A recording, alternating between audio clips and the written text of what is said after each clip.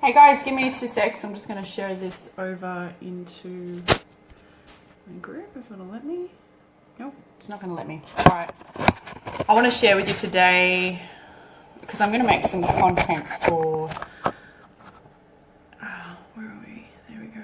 So I'm going to make some content for my trainers based on the technical know-how and my theories behind why you do certain exercises at certain times, why you have certain rest periods, why any of that matters, why it's also really important to actually not have a go at anyone else in the industry or any other techniques or forms or ways of doing things. I don't think that we should be doing that, but that's just my opinion.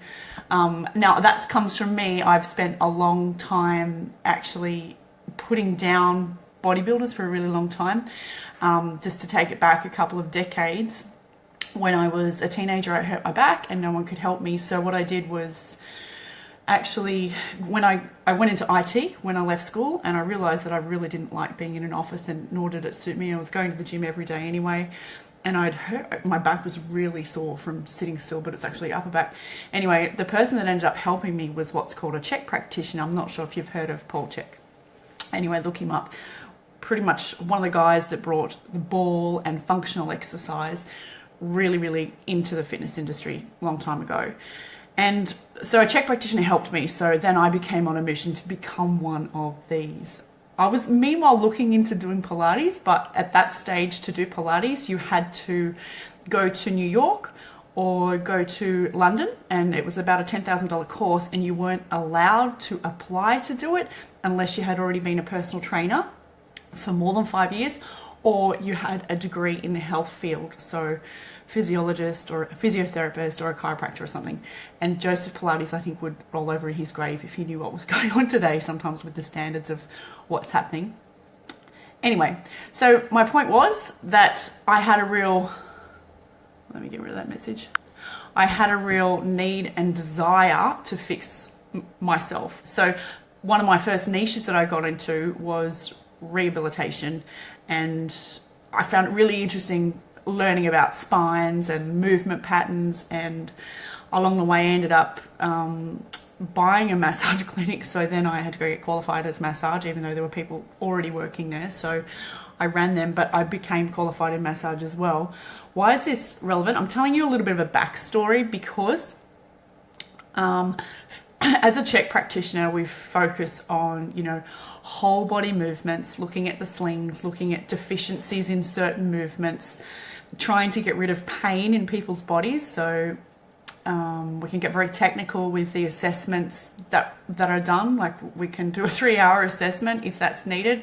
Obviously that's not needed usually in a gym situation, but we can go from a base of a person not being able to move all the way through to elite sports performance and technique of, for example, making an ice hockey player move better or a baseballer move better, because knowing how the body functions and then assessing that person's movement, you can correct patterns if need be. Now, why does that even matter? I'm giving you a bit of a technical background about myself because I'm going to throw my opinions at you in a second as to why we shouldn't put each other down as far as technique, ways that we use to train people, and some basic principles that I think most trainers need to use. And it's always centered around actually getting the person amazing results, right? Everything gets to be centered around actually getting the person amazing results, because otherwise what are you in business for? So, because for a really long time as a Chek practitioner and being really into like functional exercise, I actually used to put bodybuilders down. And there was one situation in a gym where I had a great referral system going. One of the guys that was a bodybuilder trainer there, he'd break the clients, he'd send them to me, I'd fix the clients, and I'd send them back, and then he'd send me his people with sore backs. So we had a great referral system going like that. Hi. Let me get rid of those messages. So again, it's really important to know your why. And why am I telling you this? Because for a really long time, like even behind those people's backs, I used to put bodybuilders down and talk about how their methods were stupid and not functional, and if they continue to exercise like that, their movement patterns become quite weird, and they can't walk properly. Like, they just lose the function of their sling and their swinging mechanism that even helps you walk, which is true. But you know what? If they're enjoying the training and they like what they're doing and they're not hurting anyone else, who cares? Because it doesn't really matter. And I've come full circle now because of being so adrenally fatigued after I had my bub. This is 9 years ago now, though. It took me 4 years to lose, like, to even start to lose, actually, to start to lose like 40 kilos. And one of the major shifts that I had, as well as fixing some digestive enzyme issues, one of the major shifts that I had was I started to train like a bodybuilder. Yep, it hurt my head so bad, but I lifted heavy with the rest and heavy with the rest and heavy with the rest. Prior to that, in the 4 years of my baby's first 4 years of life, I was trying to lose weight, actually, you know, by running, and I'd cut out sugar. I'd gone 100% paleo. I'd tried calorie counting. I tried everything. It turns out there was digestive enzymes missing in my stomach from earlier abuse of my body, like much earlier. And I was too tired from all of the training sessions that I was doing. So I couldn't even do circuits, you know, like one exercise after another, after another, after another. I'd need to sleep later on, no matter how I loaded carbs and what supplements I had. So I've really realized that then after that, my niche became helping women lose fat after having a baby. And I realized that they're so freaking tired that if exercise or anything else is making you more tired, recovery is more important than the actual, you know, how many calories you burn. So I've been on a mission the last decade almost to get that out of women's heads. So that's what means a lot to me. So it's really important when you're marketing yourself to understand what means a lot to you and to get that message out there. As far as how did you find out about your enzyme and supplements? Christy, a girlfriend of mine who is an amazing naturopath, I was talking to her, and the only course, because I've always spent shitloads of money on courses, right? The only course that I hadn't done was the new Poliquin Biosignature course. I ended up going and seeing my friend's husband and became a client of his, because again, I've always had a coach. So I became a client of his, and then I became a practitioner. And when I became a client, I went on this supplement called HCL. If you go to my website, my fat loss website, which is katemartinmentor.com/fat loss, there's a search box on there. If you search the word biosignature, or just search for videos, or search for fat loss, or search for nutrition, the articles will come up, and I've made a series of videos about what Biosignature is about. But the key essence behind that is there's natural ways to actually rebuild your stomach acid. That was my issue, was my stomach acid. And I was training too hard. So I was needing a sleep. So you have to take your adrenaline into consideration all the time. You know, I was running and stuff, and I thought, I've got to do a marathon because those people are skinny. I don't care if I lose muscle tissue, you know. And I've like got, you know, so many courses and technical knowledge up here, but I just became obsessed. And I hated it. I hated myself. It was just one of the worst 4 years of my life, but it made me so passionate. You know, I was really quite a fat personal trainer. Like, when I say fat, I stopped weighing myself at 100 kilos. I was pregnant, but I wasn't all the way pregnant, but I stopped weighing myself at 100 because I thought, I'm going to die if I get on that scale and it's over that.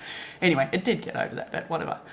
It was a great part of my life. But my point is, my theories now, and so since then I've gone on to become Poliquin trained, and I'm a Poliquin Biosignature practitioner.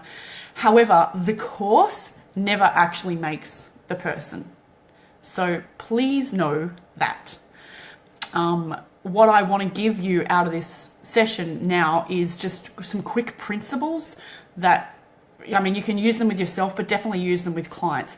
One, measure them all the time, as often as every week or as often as every 2 weeks. Tape measure's fine. You don't have to use body fat calipers. And I know there's a lot of, you know, body fat measuring devices around now, like those impedance scales, even when the ones, you know, the fancy ones where you hold your hands and stuff, and I don't believe them. Why? Because I've had it done on me. one of my contractors got it done the other day on this machine, and it said that she was obese, or that this particular part of her was 35% body fat, and that's because she's not 35% body fat. So I don't know. I think the most accurate way to do it, I have gone full circle. It used to be a DEXA scan. Now I think you need someone that knows how to squeeze with calipers, but that's been doing it for years, because it takes hundreds of goes to get that sensitive with your fingers and so accurate. Anyway, it doesn't matter what you use to measure yourself or your clients. Use something to measure them. Strength training in my book wins every time over cardio. However, there's always exceptions to the rules. The exceptions is the person enjoying themselves? Then let them do it. I do think that your adrenal system overrides, how do I explain this? When you do cardio, if you're already adrenally fatigued, you can all of a sudden knock out the hormones that are making you feel tired, and you feel a rush of energy while you're doing it and potentially after. However, the signal to me, and what I teach my clients, is that later in the afternoon, if you need to have a sleep, that's not good. Well, I mean, if you've got time to have a sleep, great. But your whole life is not about training, right? Your whole life is about being able to cope with your kids and cope with life. And hopefully if you're watching this, you're supposed to be building a business as well. And you don't have time to have naps every day, unless, you're getting up really early and it's because of that. But your training should not be making you exhausted. So that's a really key indicator that it's not the right thing probably for you to be doing. So I like to split things up, as when I start with women, I'll give them a basic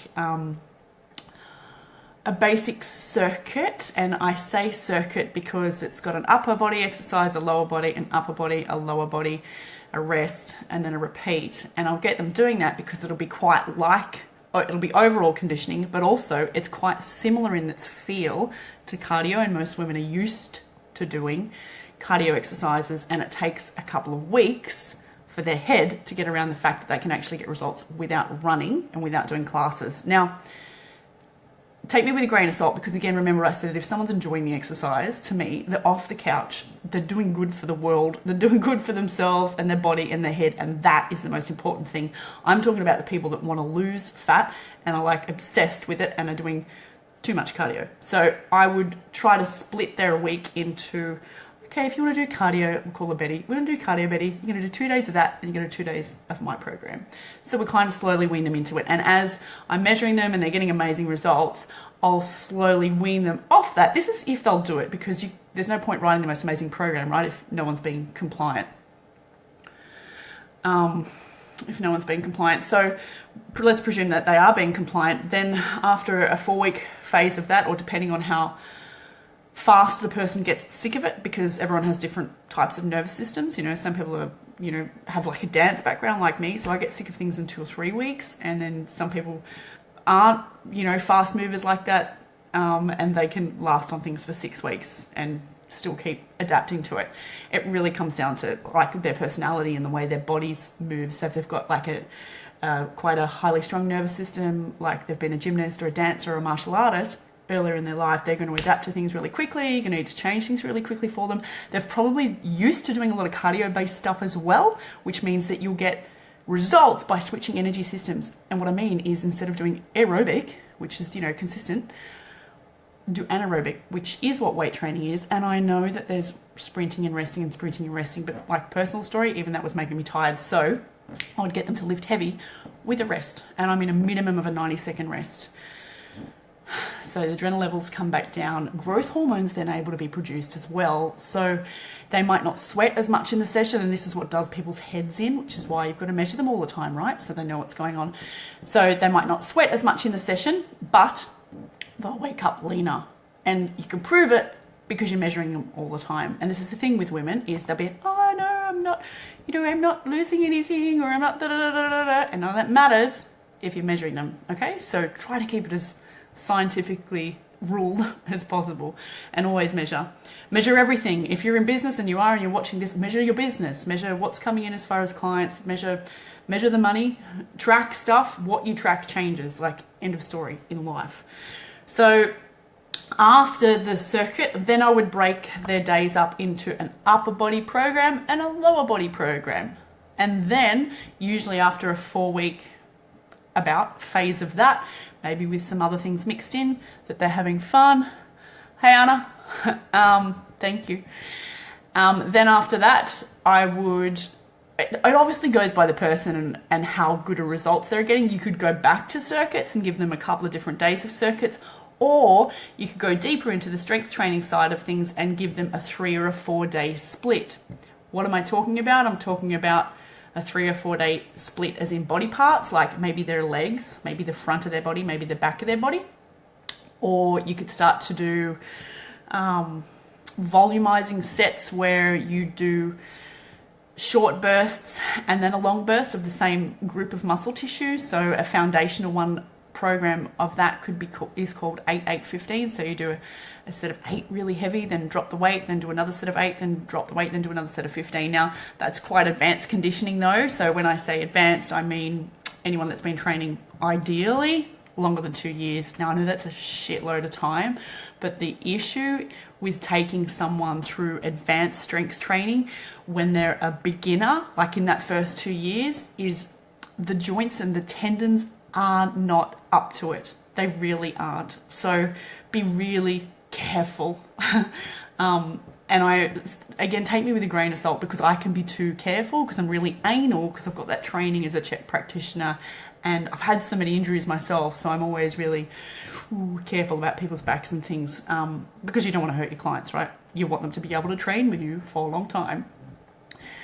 I hope that clears some stuff up as far as, I'm not sure if I can see all the questions here. Hope that clears some stuff up as far as, theories behind why they use certain exercises. I'm going to log off now. If you guys have got any questions, write on here and I'll talk to you about it later. Have an awesome day. Remember, the whole base of it is to get people results.